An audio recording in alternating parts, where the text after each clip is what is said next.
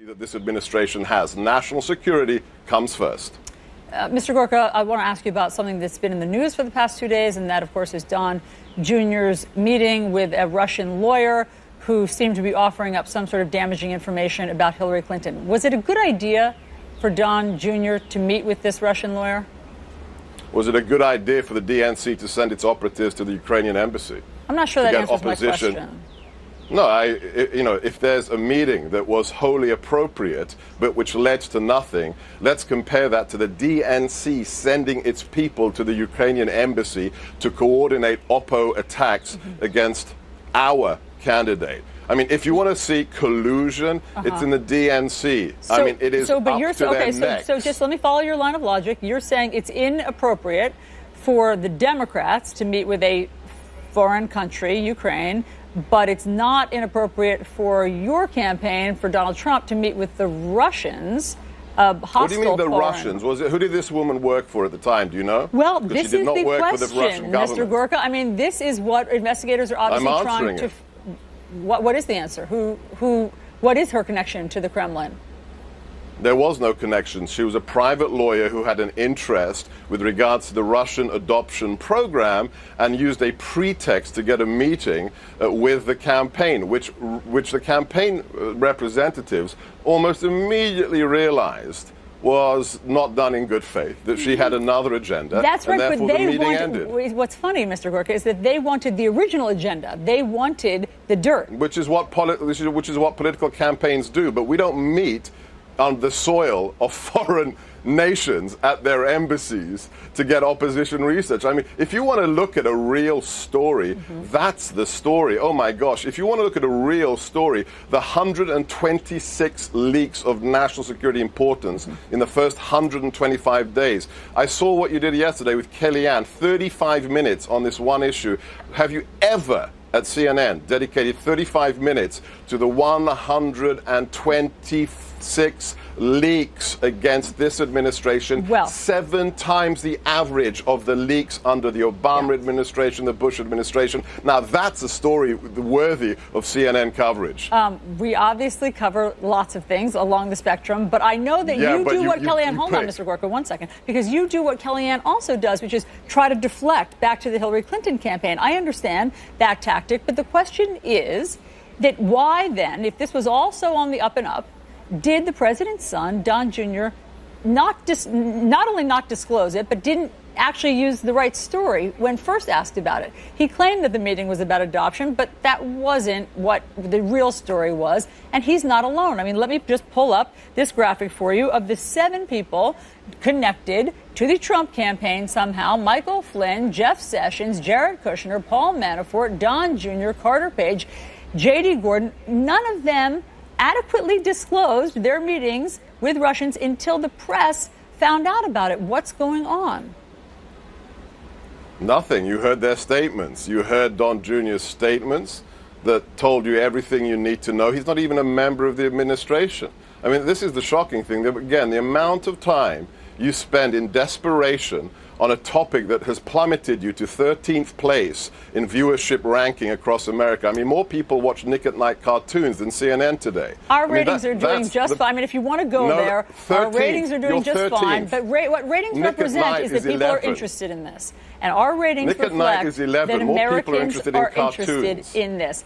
Look, I'm more sure people are interested in cartoons I'm sure more than people CNN. are interested in watching House of Cards than whatever you're doing as well. However, our ratings are just fine, and the American people say that they're quite interested in what's going on with these Russian Actually, tribes. that's not true. If you look at the polling, most people couldn't care less. More than 65% of Americans are not interested in Russia. No, as in your bubble. In your bubble, sure. But that's the bubble. That's not the people who elected Donald J. Trump to be president. It's actually a cross-section of Americans and polls. But listen, here's the question, which I don't think you're answering. Why didn't they adequately disclose? There's no need for a private citizen to disclose his meeting in a campaign that happened months before. All of those people that I just put up, he's not a member of the administration. Are all connected to the Trump administration, and they did not disclose it on forms where there actually was a responsibility to disclose it. Okay, so you have a list of 7 people. Okay. So what about individuals who got $500,000 to give speeches when their wife was running for president?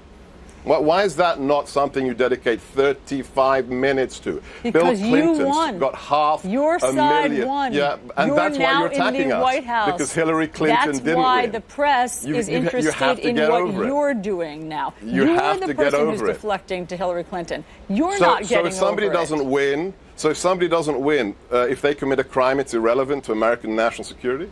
When somebody wins the presidency, it's more relevant. How does that work? How does that work? When somebody is involved in putting TSSCI special access program information onto her private homebrew server in contravention of every federal law to do with classified information, the fact that she doesn't win means it's irrelevant to CNN? I mean, that is fake news. That's when you're selectively choosing what to look at and you downgrade real crimes and don't look at them and spend 9 months looking at something where there's no evidence of anything illegal. Nothing illegal. Not in John Jr.'s meeting. None of those meetings was illegal. None of them. So why are you choosing not to look at really important things? Continues. There's no conclusions yet from Bob Mueller. The investigation but you continues. Behave like an investigator. Well, so why don't you investigate Hillary Clinton? Gurka, just because she lost? I'm asking you about your candidate, Donald Trump. And I'm responding to your lack of prioritizing in the interests of U.S. national security. That nothing inappropriate happened. There's nothing inappropriate. And that we've made the requisite statements. And in comparison to what other political candidates did, especially Hillary Clinton, it is very strange that CNN is obsessing on those who did nothing inappropriate and has nothing to say about people who are doing pay-for-play, who are involved in selling 20% of our uranium to Russia when their husband is getting a $500,000 speaking fee, who are in contravention of every classified information handling rule. Is it possible, Mr. Gurka, that your team is obsessed with the Clintons?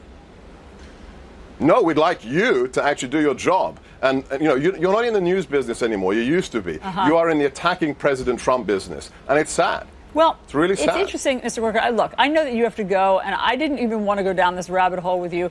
But when you take shots at us and at journalism and at CNN, I do feel... No, not journalism, CNN.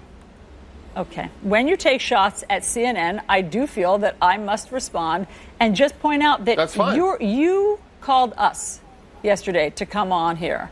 So why do you want to come on? Why do you want to come on what you claim is a channel that isn't worthy of your answering us? Okay, well, let me answer the question.